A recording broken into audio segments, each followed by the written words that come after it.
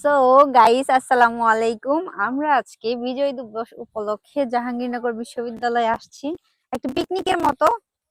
এখন আমরা সবাই মাঠে বসে খাবো। এই মাঠটা নতুন করা হয়েছে, অনেক সুন্দর, অনেক বড়।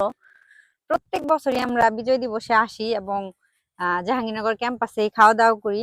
তো এখানে আমরা খাবার সবকিছু নিয়ে আসছি, কি কি নিয়ে আসছি সেটাও দেখাবো। আগে আমরা একটা চাদর বিছায় নেই, এখানে বসে খাওয়া দাওয়া করবো। সাইরা, এটা ধরো। এই দুই পার্ট করলেই তো হবে না, এইভাবে জাস্ট। হ্যাঁ, এই তো গুড। সো আমরা এখন খাবারগুলা বের করব। হ্যাঁ স্যার, আমাকে একটু হেল্প করবা। এখানে এই হচ্ছে খাবার, তিনজনের খাবারই আছে। এমনিতে আমাদের সাথে আরো অনেকেই আসে, বাট এইবার কেউ আসে নাই, সবাই সবার মতো ব্যস্ত। তো এখন খাবারগুলা বের করি, দেখি কি আছে। পলিটা খোলাই তো মুশকিল, এত কষ্ট করার মতো মানে এত ধৈর্য নাই। হ্যাঁ, এখানে হচ্ছে সালাদ আছে, ফার্স্টে আপনাদের সালাদ দেখাই নিলাম।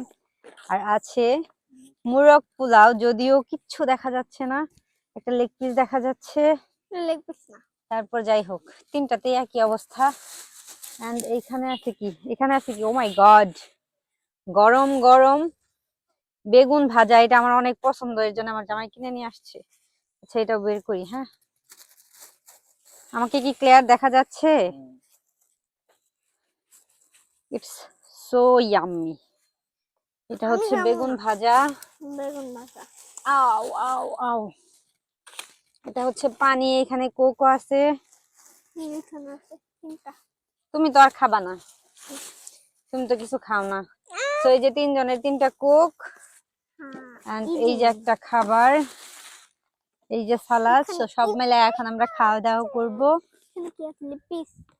তুমি কি লেগ পিস খাবে? কেন, লেগ পিস ছাড়া চলে না? লেগ পিস আমি খাবো আজকে। আমি খাবো না, আমি খাবো। আমি সো আমরা এখন খাওয়া দাওয়া করবো। আপনারা সাথে থাকুন, দেখতে থাকুন, আরো অনেক ভিডিও শেয়ার করবো ইনশাল্লাহ। টাটা। যেইখানে যাই না কেন, ডিউটি তো আমার করতেই হবে। এত বড় একটা মেয়ে হয়ে গেছে, এখনো একা খাইতে পারে না। কয়দিন পর বিয়ে দিয়ে দিব, বাচ্চা কাচ্চাকে তখন ঠিকই খাওয়াবা, বুঝছো?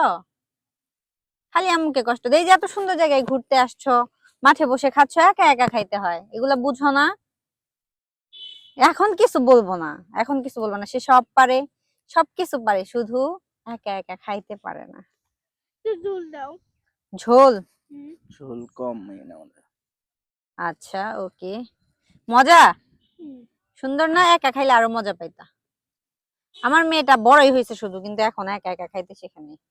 জানি না ও কি বলে জানেন, ও বলে বিয়ের পর ওর দাদুকে সাথে নিয়ে যাবে শুধুকে খাওয়াই দেওয়ার জন্য।